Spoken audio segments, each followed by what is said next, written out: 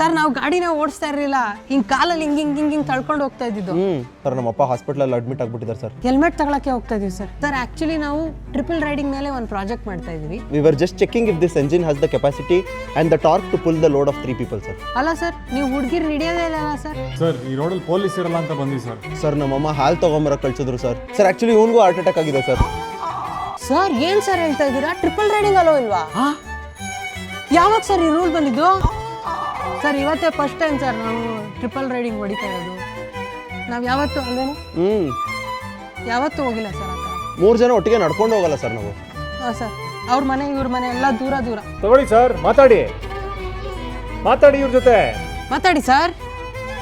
ಯಾಕೆ sir? Actually ನಾನು ಸಣ್ಣ ಹುಡುಗ ಇದ್ದಾಗ ದೊಡ್ಡವನಾಗಿ ಟ್ರಾಫಿಕ್ ಪೊಲೀಸ್ ಕಾನ್ಸ್ಟೇಬಲ್ ಆಗ್ಬೇಕಂತಾನೆ ಇದ್ದಿದ್ದು ಸರ್. ಪೊಲೀಸ್ ಅಂದ್ರೆ ಖಾಕಿ ಹಾಕೋಬೇಕಿತ್ತಾನೆ, ವೈಟ್ ಎನಿಕ್ ಹಾಕೊಂಡಿದ್ದಾರೆ. ಅವ್ರು traffic police. Sorry sir. Sir Kannada ಫಿಲಮ್ಗೆ ಹೋಗ್ತಾ ಇದೀವಿ ಸರ್.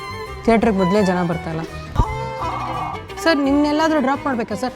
ಇಳಿಯ ಸರ್, ಬನ್ನಿ ಸರ್ ನಾನು ಹೇಳಿಲ್ಲ ಸರ್, ಡಬಲ್ಸ್. ನೀವು ಗಾಡಿ ತೊಗೊಂಡೋಗಿ ಸರ್. ಗಾಡಿ ಸರ್ ಅಲ್ಲಿ ನೋಡಿ 20 ಜನ ಹೆಲ್ಮೆಟ್ ಹಾಕೊಳ್ಳದೆ ಬರ್ತಾ ಇದ್ದಾರೆ. ಓಯ್ ಬಸ್ ಕಂಡ್ರ ಅದು?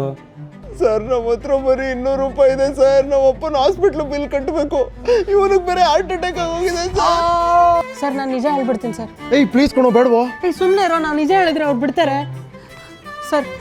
ಇವತ್ತು ನಮಗೆ ಟೆಸ್ಟ್ ಇದೆ ಸರ್. ಅಯ್ಯೋ ಹೌದಾ? ಸರಿ ಹೊರಡಿ. Thank you sir. Thank you sir. ಓಯ್ ಯಾವ ಟೆಸ್ಟು? India Australia.